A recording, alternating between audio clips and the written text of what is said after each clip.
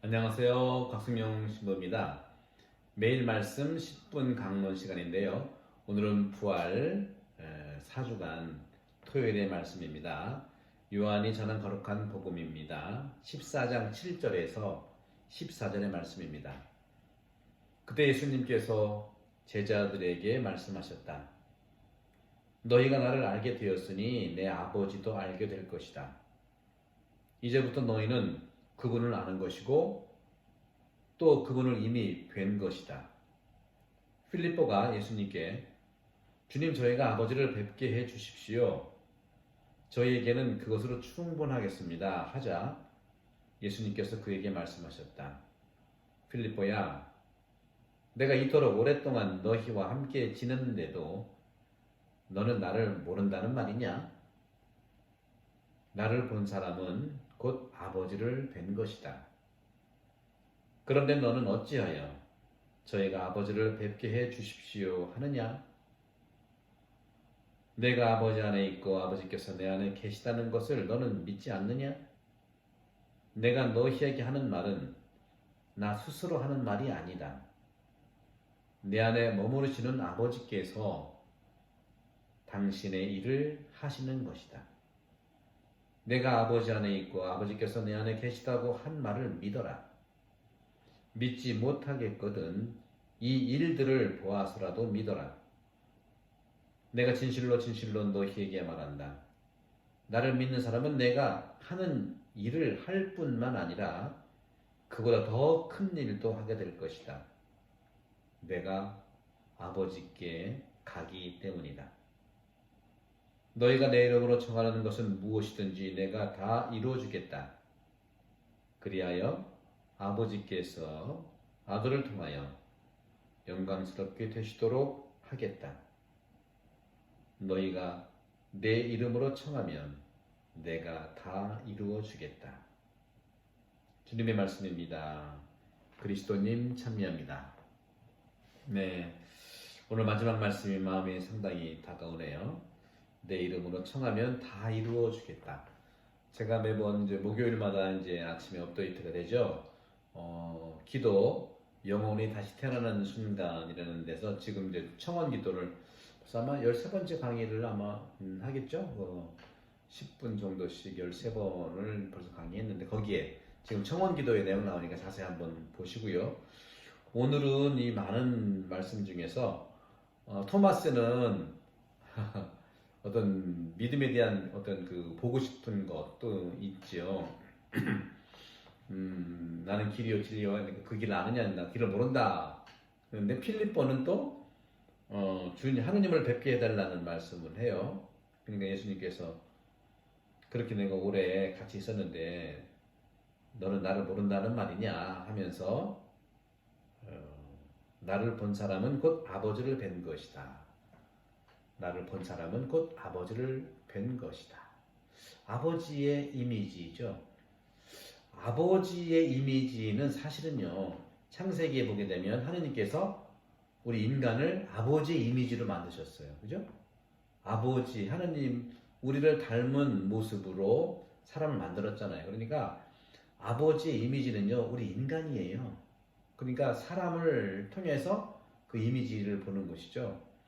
그것은 이제 그 히란 말로 이제 이 에이콘, 이콘이라고 하는 건데, 에이콘, 이거는 이미지라고 하고, 이코나라고 이제 라틴 말로 하는데, 여러분들 요즘에 이제 이콘 성화상에 대해서 한국에서도 많이 그림도 그리고요, 성화를 그리고 이콘도 그리고 하는 것이 인천 가톨릭대학교 그리스도 미술학과 이콘 전공도 생기고요, 서울에는 장신부님이 이콘 연구소도 있고요. 또 저는 사실은 이콘의 신학을 좀 전공했죠. 동방 그리스도교 그리고 동방명성에서 이콘에 대한 말씀을 한번 좀 말씀을 좀 드리면요. 사실은 787년에요.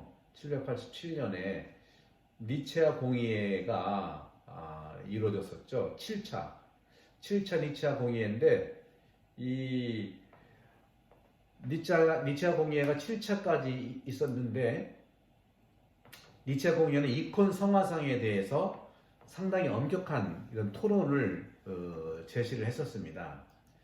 그런 점에서 문제는 이콘 성화 속의 그리스도와 이콘을 그리는 것은 주로 성서의 인물들을 이콘으로 그려야 되는 거거든요.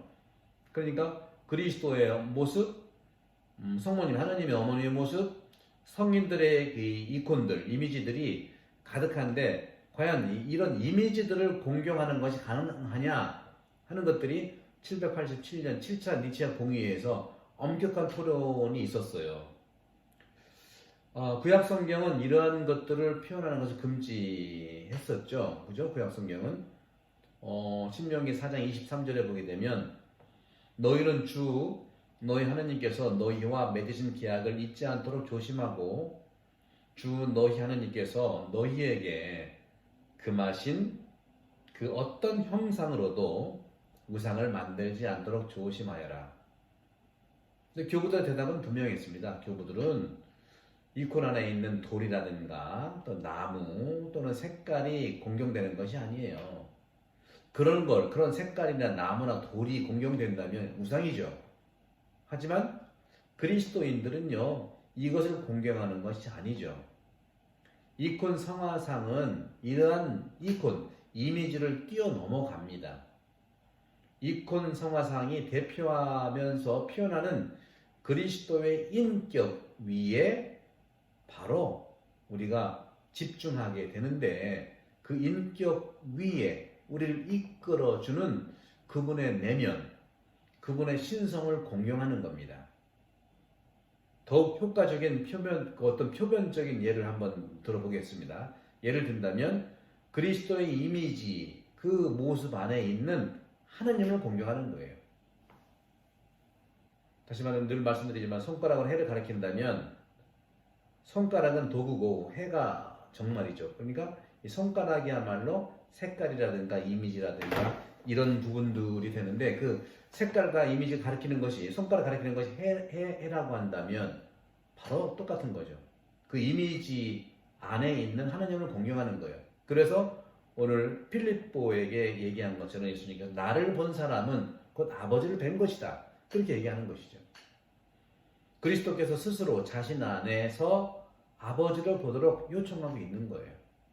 하지만 아버지 하느님은요, 천주의 모친이신 성모 마리아와 모든 성인들 안에서 역시 볼 수가 있습니다. 맑고 아름다운 모든 것이 투명하게 되고 그럴 때 우리는 하느님을 직관할 수가 있는 것이죠. 오늘 14장 11절에 보시게 되면 내가 아버지 안에 있고 아버지께서 내 안에 계시다 하는 말씀인데 이콘 성화들을 창문의 유리와 비교할 수 있어요. 저는 아까 손가락으로 비교했죠. 이콘의 이러한 성화들을 교부들은 창문으로 본다면 유리와 비교할 수 있다. 유리가 매우 깨끗하고 투명할 때 유리는 더 이상 보이지 않아요.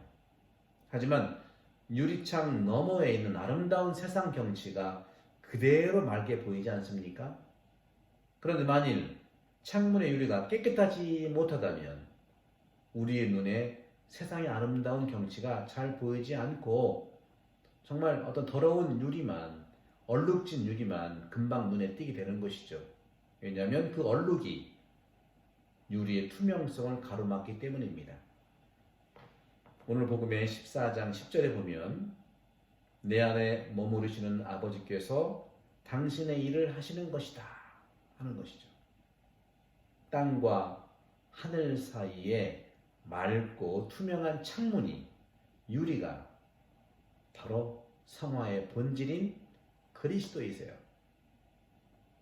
하나님께서는 그리스도 안에 계시다는 것인데 바로 그 의미는 바로 하느님이 투명한 창문 유리인 그리스도를 통해서 세상에 당신을 계시하신다는 뜻입니다. 세상과 하늘이 하느님이라면 유리인 그리스도를 통해서 우리에게 다가오신다는 거죠.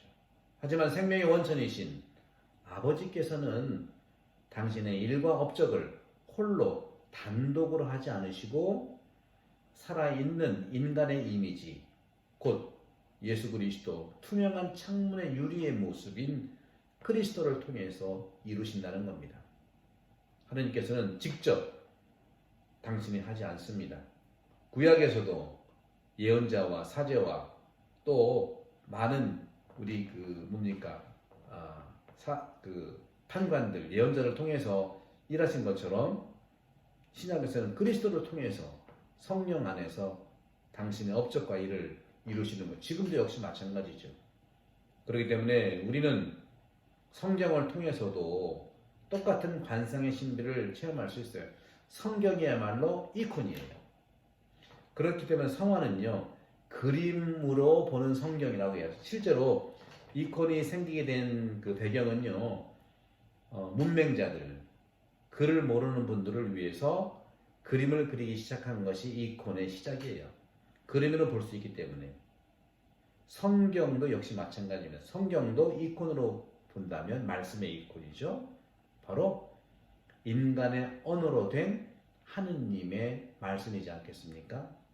그렇기 때문에 말씀 성경을 통해서도 똑같은 하느님을 바라보는 관상의 신비를 체험할 수가 있는 겁니다. 성경의 참 저자는 성령이시기 때문이죠. 성령은 살아있는 펜이에요. 성령의 펜이 저자를 통해서 기록하고 바로 봉사한 것입니다. 그러므로 성경 저자들 모세라든가 예레미야라든가 마테오라든가 바오로라든가 심지어 지금 제가 말씀하고 강론하고 있는 이 사제를 통해서도 그 안에서 성령이 계시는 겁니다. 따라서 그런 예언자들과 저는 성령과 함께 있는 것이죠. 마치 하나님께서 늘 우리와 함께 머무르시기를 원하시는 것처럼 우리가 이루고 실천하는 모든 것도 그분과 우리 사이의 협력, 시너리게이아, 영어로는 시너지죠. 시너지는 뭐냐면요, 하느님의 길만이 아니라 인간의 길만이 아니라 하느님의 길과 인간의 길을 동시에 가신 예수 그리스도야말로 하느님의 길과 인간의 길을 가신 통합의 길, 일치된 길로서 예수님을 통해서만이 하느님을 만날 수 있고 구원의 업적을 우리에게 선물로 주신다는 겁니다.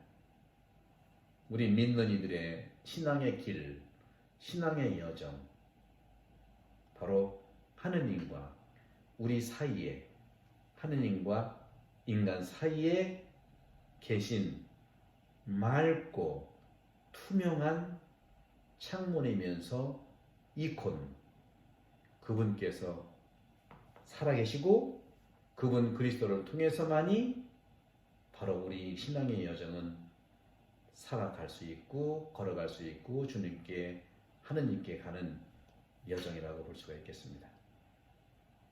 사랑하는 우리 형제자매 여러분, 코로나 팬데믹으로 여러 가지 우리가 우울하고 불안하고 걱정되고 정말 심리적으로도 어려움도 많이 있지만 이런 영적인 그런 여정 안에서 늘 함께 하시는 이 말씀과 또 성령에 의탁하시고, 여러분 집에 여러분 이콘들이 많이 가지고 계시죠? 이콘 저도 이제 지금 안 보이지만 여기 3일째 이콘이 항상 걸어놨고, 또 여기는 이제 이게 신압의 현대화된 이콘이에요. 이 이콘은 이거 성모자상인데요. 성모님과 예수님이 함께 있는, 언제 기회가 되면 이 이콘에 대한 것도 자세히 설명 좀 해드릴 거고, 또 이콘도 그릴 수가 있어요. 이콘 그리는 것도 언제 정말 기회가 된다면 우리 선생님을 좀 초대해서라도, 여러분들 우리 본당에 그림 그리시는 화가분들이 많이 있으시잖아요. 그분들도 가능하시고요. 정말 신앙으로 그림을 그리면서 이콘을 그리면서 바로 그 이콘을 통해서 주님께 가는 여정에 축복된 길이 되기를 빌겠습니다. 성부와 성자와 성령의 이름으로 아멘. 감사합니다.